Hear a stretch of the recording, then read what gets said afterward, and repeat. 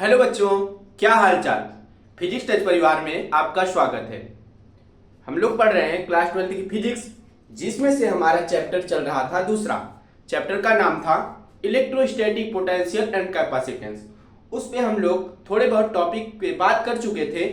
आइए आज उसके आगे हम लोग कंटिन्यू करेंगे। तो आज का टॉपिक है relation between electric field and potential. तो आज का टॉपिक यही रहेगा कि इलेक्ट्रिक फील्ड और पोटेंशियल में क्या अंतर होता है, इनके बीच में रिलेशन क्या होता है, इसके बारे में जानते हैं। तो हम लोग क्या पढ़ रहे हैं, क्लास 12 फिजिक्स चैप्टर नंबर 2।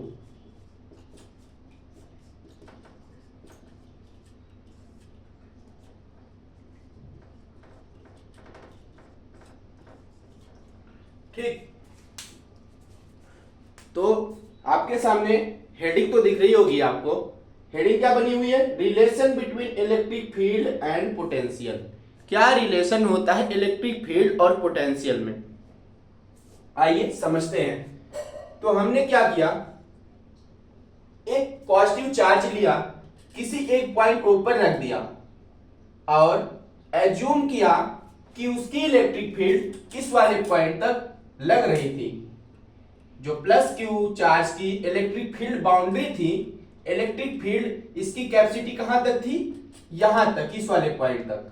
तो यहां तक इसकी क्या थी, इलेक्ट्रिक फील्ड। हम लोगों ने इसका नाम दे दिया वेक्टर ई। वेक्टर ई से दिखाया जाता है इलेक्ट्रिक फील्ड को। ठीक है, तो मैंने क्या किया, इस वाले पॉइंट को हमने बना दिया कि ये है हमारी यहां तक इलेक्ट्रिक फील्ड लग रही है, इस पॉजिटिव चार्ज के द्वारा जो ओ वाले पॉइंट पे रखा गया है। और इसके बीच में हमारे दो पॉइंट, बहुत सारे पॉइंट हैं। तो मान लीजिए हमको ए और बी के बीच में पोटेंशियल निकालना है इस पॉजिटिव चार्ज के कारण, क्योंकि ये इलेक्ट्रिक फील्ड किसके अंदर है।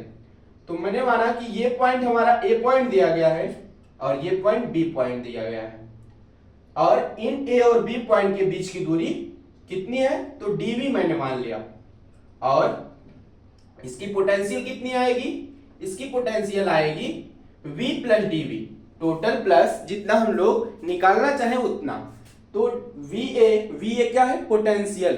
पोटेंशियल फार्मूला क्या होता है, तो पोटेंशियल का फार्मूला ये लिख दिए है, total potential plus V d v. और इसके बीच में हमको रिलेशन ज्ञात करना है इलेक्ट्रिक फील्ड के द्वारा। आइए, तो लिखा गया ये जो फिगर बना हुआ है, बस इसकी लैंग्वेज मैंने लिख दिया है ऊपर। तो पढ़िए क्या लिखा गया है। लिखा गया है कि लेट ए पॉजिटिव चार्ज, लिखा गया है लेट ए प्लस क्यू। क्या लिखा गया है, तो लिखे हैं हम let a plus q charge located at point O. Let a positive q charge located at point O. Let A and B are 2 points separated by distance dr. अब क्या माने, let 2 point, कौन कौन से point, point A and point B। let किया माना separated by distance dr, थोड़ी सी दूरी पर, dv दूरी पर आपस में इसको रख दिए। पॉइंट A और B को dv दूरी पर रख दिए। ठीक, ये बात लिख दिए। फिर क्या हम लोगों ने रिलेट किया, let potential at B is V। हम लोगों ने माना यहां पर इसका पोटेंशियल हम लोगों ने मान लिया कि V है, पोटेंशियल V से दिखाया जाता है। तो हमने माना कि A और B के बीच में जो dv डिस्टेंस है, उस पॉइंट पर A और B के बीच में, सॉरी लाइट कट गई, एक मिनट रुकिएगा। तो देखिएगा क्या, अब क्या करते हैं, let potential at B is V and potential at A is V plus dV, the external force required to move the testing charge plus Q naught from B to A। अब क्या करेंगे, ये जो A और B के बीच में जो पोटेंशियल आ रहा है, वो हम लोगों ने कितना निकाला, मान लिए VA बराबर V plus dV, the external force required to move the testing charge plus Q naught from B to A। मान लीजिए यहां पर हमारे पास कोई क्या दिया गया है, मान लीजिए हमारे पास कोई क्या दिया गया है, यहाँ पर कोई टेस्ट चार्ज दे दिया Q0 पॉइंट पे, तो इस टेस्ट चार्ज को कितना फोर्स लगेगा यहाँ ए पॉइंट तक लाने में, तो क्या लगेगा मान लीजिए, तो फोर्स निकालने का फार्मूला होता है क्या, F बराबर -Q0 इंटू ई, क्या F is equal to -Q0 into electric field. इस टेस्ट चार्ज को लाने में किया गया कार्य कहलाता है फोर्स।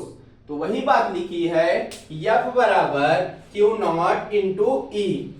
फिर क्या करेंगे, देयरफॉर इसका मतलब the work done to move the testing charge, इस टेस्टिंग चार्ज को यहां इस वाले पॉइंट पे, इस वाले पॉइंट पे, इस वाले पॉइंट पे, इस वाले पॉइंट पे मूव कराने में जितनी भी हमारा वर्क लगेगा, वही कितनी फोर्स लगेगी वो निकालेंगे, कितना वर्क करेगा ये चार्ज। तो उस वर्क का फार्मूला हम लोग जानते हैं, W बराबर F इंटू डी, यानी कि वर्क बराबर क्या होता है, फोर्स लगाओ और डिस्प्लेस्ड कर दो वस्तु को, तो F इंटू डी। तो हम लोग चल रहे थे, तो माना इसको कहीं भी जाने में कितनी दूरी तय करनी पड़ेगी, r दूरी, तो r दूरी छोटी सी दूरी लेके चलेंगे, तो W बराबर F डी आर, F की वैल्यू हम लोग निकाले हैं -Q0 e, रख दिए Q0 e और क्या डी आर।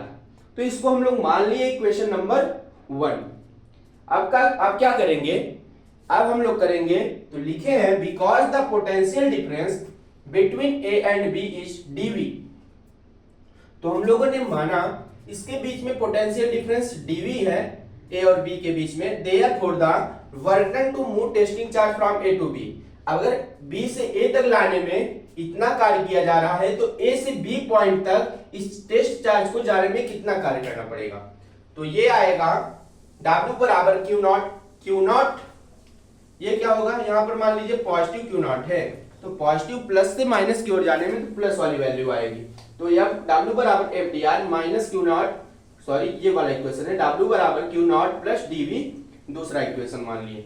अब हम लोग कंपेयर करेंगे इक्वेशन और 1 और 2 को, तो फ्रॉम इक्वेशन 1 एंड 2, इक्वेशन 1 और 2 से हमें क्या मिलेगा, तो इक्वेशन हमारे पास पहली वाली ये है, ये पहली इक्वेशन, और ये दूसरी इक्वेशन, दोनों को आपस में हम लोग कंपेयर करते हैं। तो दोनों को हम लोगों ने फ्रॉम इक्वेशन 1 एंड 2, ये वाला इक्वेशन मिला था 1 वाला -Q0 ए डी आर, ठीक है, -Q0 into a d r equal to में प्लस का Q0 इंटू डीवी, प्लस का Q0 इंटू डीवी, माइनस का Q0 प्लस की Q0 से मर गया, कैंसिल आउट हो गया, बचा क्या, EDR बराबर dV, EDR बराबर dV। अगर हम सिर्फ E इलेक्ट्रिक फील्ड निकालना चाहें तो E रहने देंगे यहीं पर, dr आपका नीचे आ जाएगा और माइनस वाला साइन इसके साथ रह जाएगा, तो माइनस का dV, ये वैल्यू आती है किसकी, पोटेंशियल ग्रेडियंट, इसको कहा जाता है पोटेंशियल ग्रेडियंट। यही रिलेशन होता है किसमें, पोटेंशियल और इलेक्ट्रिक फील्ड में, ये फार्मूला बनता है, ये रिलेशन बनता है पोटेंशियल में और किसमें, पोटेंशियल और इलेक्ट्रिक फील्ड में, ये फार्मूला बनता है, ये रिलेशन बनती है क्या, E बराबर माइनस dV अपान का dr। और थोड़ी सी बात जानते हैं क्या, ये जो dV अपान dr है, is the rate of change of potential with respect to distance and it is a called potential gradient. जो dV अपान dr यहां पर हमारी वैल्यू निकली है, ये क्या कहलाती है, ये कहलाती है पोटेंशियल ग्रेडियंट। क्या कहलाती है, पोटेंशियल ग्रेडियंट। वही बात लिखी है, dV upon dr is the rate of change of potential with the respect to distance and it is called potential gradient. तो ये बात आपको कंफर्म होती है, रिलेशन क्या बनता है हमारे पोटेंशियल और इलेक्ट्रिक फील्ड के बीच, वो हमारा रिलेशन ये बनता है, E बराबर माइनस का dV अपॉन dr। ये इक्वेशन मिलती है, ये फार्मूला मिलता है, ये रिलेशन होता है किसके बीच में। तो इस तरीके से आप लोग निकालना सीखे कि अगर किसी पॉइंट ए और बी के बीच में कोई भी पोटेंशियल डिफरेंस हो, कहीं पर भी हो सकता है पॉइंट, उसको पहले तो प्लस क्यू वाले चार्ज से देखेंगे, कितनी दूरी तय कर रहा है, फिर माइनस क्यू वाले चार्ज से देखेंगे। तो दो इक्वेशन बना लेंगे, दो इक्वेशन बनाने के बाद हम लोग आपस में दोनों को कंपेयर करेंगे। कंपेयर करने के बाद जो चीजें कट रही होंगी उसको काट पीट के एक उसको सिंपल इक्वेशन में कन्वर्ट करके और फिर उसका फार्मूला बना लेंगे। तो हमको मिलेगा क्या, E equal to minus dV upon का dr, जो कि कहलाता है relation between electric field and potential. और ये जो dV अपॉन dr है ये कहलाता है पोटेंशियल ग्रेडियंट। ओके, ये बात अगर आपको समझ में आ गई होगी तो फिर थोड़ा सा और आगे पढ़ते हैं हमको। ये बात आपको पूरी तरीके से कंफर्म हुई बच्चा पार्टी कि क्या होता है इलेक्ट्रिक फील्ड एंड पोटेंशियल के बीच में relation.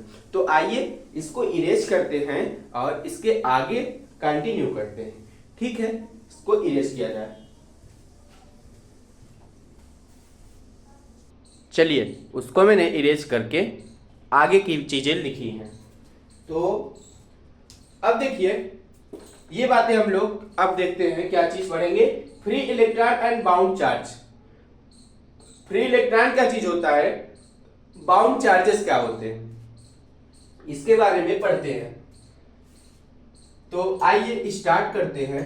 Every substance are made by atoms and every atoms consist a positive nuclei and a negative electron moving various orbital around nucleus. The electron are outermost orbital are loosely bounded to the nucleus. They detach from the atom and move freely. These are called free electron.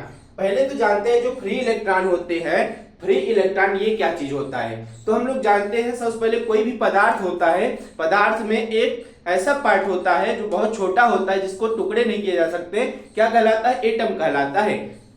क्या कहलाता है, atom, परमाणु कहलाता है। परमाणु के अंदर क्या होता है, परमाणु के अंदर होता है न्यूक्लियस। न्यूक्लियस होता है, आप लोग जानते हैं न्यूक्लियस के अंदर क्या पाया जाता है, प्रोटॉन और न्यूट्रॉन पाया जाता है और उसके बाहरी कक्षा में इलेक्ट्रॉन चक्कर लगाते हैं। और ये इलेक्ट्रॉन जो रहते हैं इससे दूर होने के कारण इन पर इसका इफेक्ट बहुत कम पड़ता है, इसीलिए फ्रीली बाहर की कोश में कक्षा में घूमते रहते हैं, इधर उधर मनमानी जिधर मन करता है इसी कोश में घूमते रहते हैं। इसीलिए ये जो नेगेटिव चार्ज जिस पे है इलेक्ट्रॉन का नाम दिया गया। और इलेक्ट्रॉन कैसा इलेक्ट्रॉन, तो ये कहलाते फ्री इलेक्ट्रॉन, क्योंकि ये चारों तरफ इसके घूमते रहते हैं, तो इस इलेक्ट्रॉन को कहा जाता है फ्री इलेक्ट्रॉन।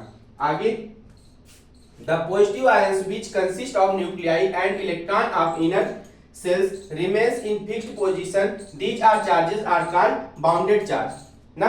अब बात करते हैं ये जो बीच वाला पार्ट है न्यूक्लियस जिसको बोलते हैं, न्यूक्लियस में हमारे पाए जाते हैं प्रोटॉन और न्यूट्रॉन। प्रोटॉन और न्यूट्रॉन को बांध के रखने का कार्य हमारा इलेक्ट्रॉन करता है। इलेक्ट्रॉन इसकी बैलेंसी को बना के रखता है ताकि ये इधर उधर भाग न पाए। तो बीच के न्यूक्लियस में पाए जाते हैं प्रोटॉन और न्यूट्रॉन, ये एक दूसरे से बंधे रहते हैं, इलेक्ट्रॉन इनको बांध कर रखता है। तो यही जो बीच का पार्ट कहलाता है न्यूक्लियस का, इसमें जो चीजें होती हैं वो कहलाते हैं बाउंडेड चार्ज। बाउंडेड चार्ज करने का मतलब ये बंधे रहते हैं, ये मोशन नहीं करते हैं, इनको कोई गति नहीं करते हैं। ठीक, ये बात समझ में आई। तो फिगर के माध्यम से आप देखना चाहे तो देख सकते हैं कि इलेक्ट्रॉन जो होता है, इलेक्ट्रॉन इसके चारों तरफ चक्कर लगा रहा है, प्रोटॉन और न्यूट्रॉन एक ही जगह पर बैठे हुए हैं।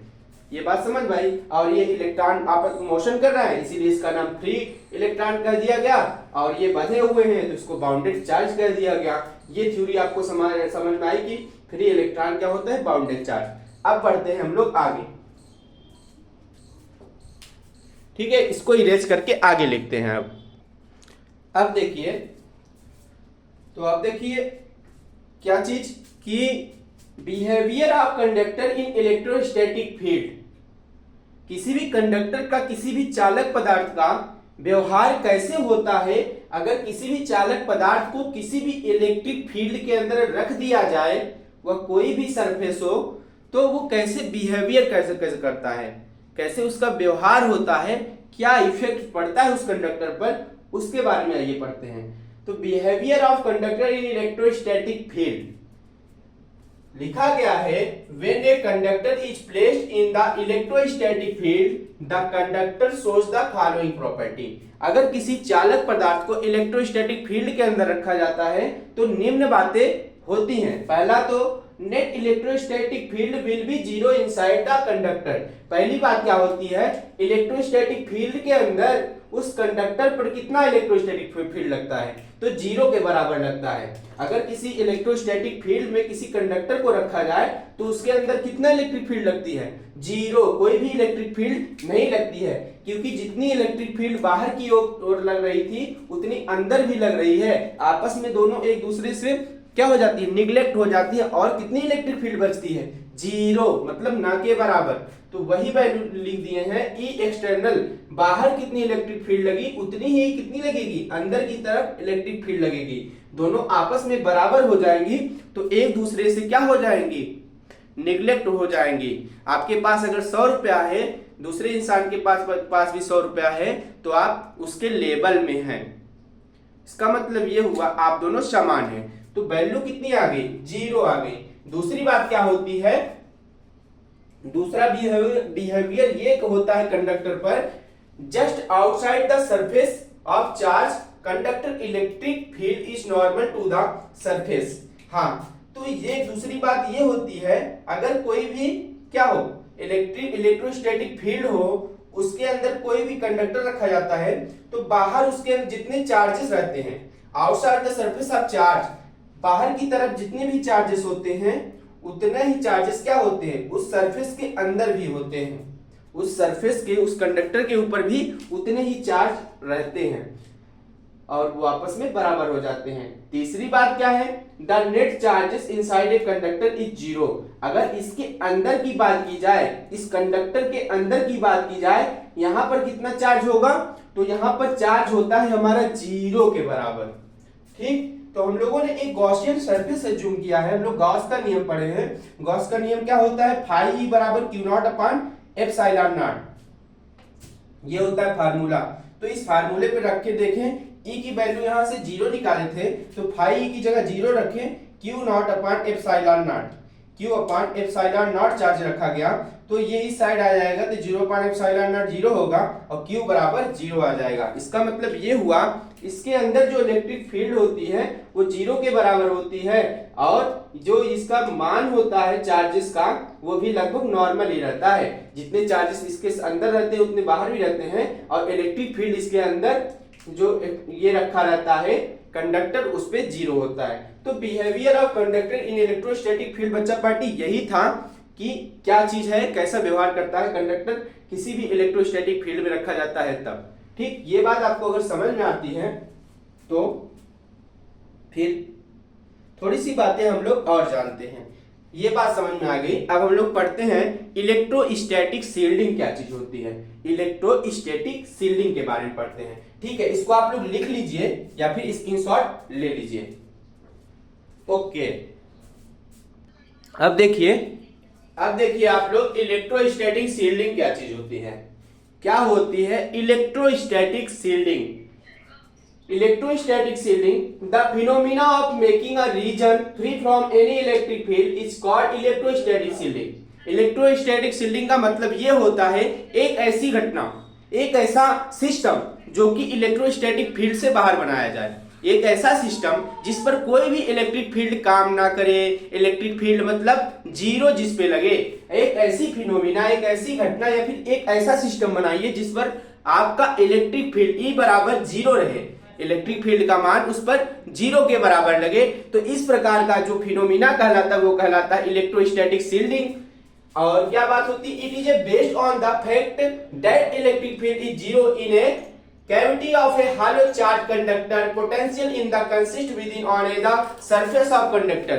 एक ऐसा आप सिस्टम बनाइए, एक ऐसा कंडक्टर लीजिए जिसके अंदर का हिस्सा खोखला हो और उसके अंदर इलेक्ट्रिक फील्ड की वैल्यू कितनी हो, E equal to zero, electric field zero के बराबर लगे। तो हम लोगों ने ये निकाला था E बराबर माइनस डीवी अपन का dr। अभी जस्ट इसके पहले थोड़ा सा कि E बराबर जीरो निकाले थे। कोई भी कंडक्टर जब किसी इलेक्ट्रिक फील्ड के अंदर रखा था तब E बराबर जीरो की वैल्यू आई थी, तो dv बराबर dr क्या था, वो था पोटेंशियल ग्रेडियंट, और dv अपन dr की वैल्यू भी कितनी आ जाए, जीरो आ जाए। इसका कहने का मतलब यह है कि पोटेंशियल वोल्टेज का मान जो है हमारा जीरो के बराबर आ जाए और इलेक्ट्रिक फील्ड की वैल्यू ई भी हमारी कितनी आए, उसका भी मान हमारा 0 के बराबर आ जाए। तो ये होती है पूरी बात इलेक्ट्रोस्टैटिक शील्डिंग की। अगर हम लोग इसको आसान भाषा में कहना चाहे कि इलेक्ट्रोस्टैटिक शील्डिंग क्या चीज होती है बच्चा पार्टी, तो इलेक्ट्रोस्टैटिक शील्डिंग कुछ नहीं होती है, बस एक ऐसा सिस्टम प्यारा सा जिसके अंदर इलेक्ट्रोस्टैटिक फील्ड की वैल्यू 0 रहे और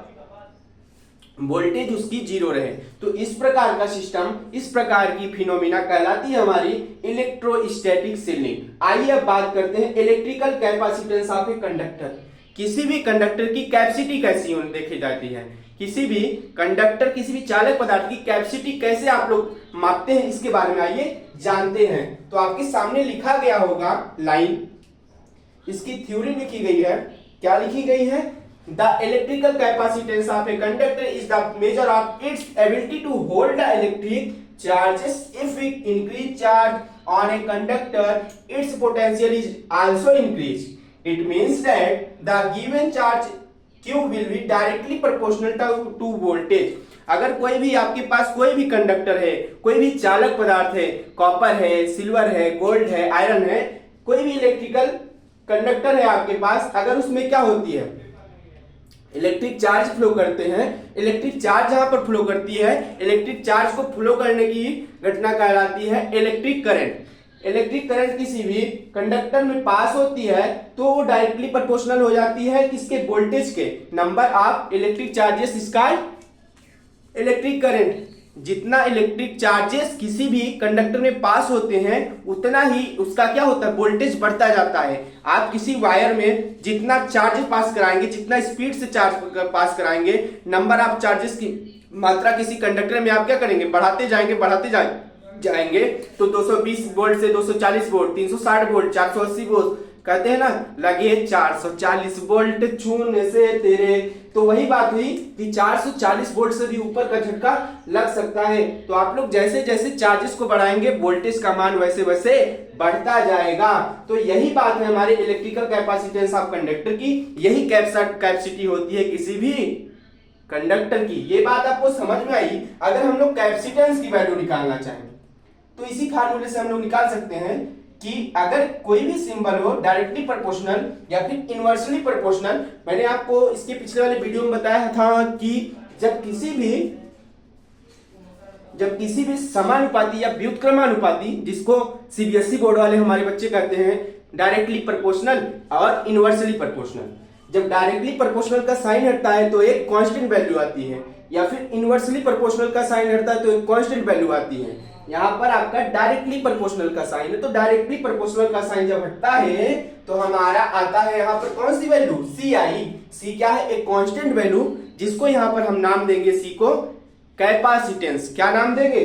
कैपेसिटेंस, कैपेसिटेंस ना बोल के इसको एक नाम से सीधा कैपेसिटी, कितनी क्षमता होती है किसी भी कंडक्टर की, सी से दर्शाया जाता है कैपेसिटी, जिसको कहते हैं कैपेसिटेंस। तो ये बनता है सी बराबर, अगर हम सी को इस साइड लाएं, सी को कैसे निकाला जाता है? कैपेसिटी कैसे निकाली जाएगी किसी कंडक्टर की? तो वो ऐसे निकाली जाती है C equal to Q by V, number of charge upon में वोल्टेज। ये वी क्या है? यहाँ पर वी आपका पोटेंशियल नहीं है बच्चा, यहाँ पर वी जो है ये दिख रहा होगा, ये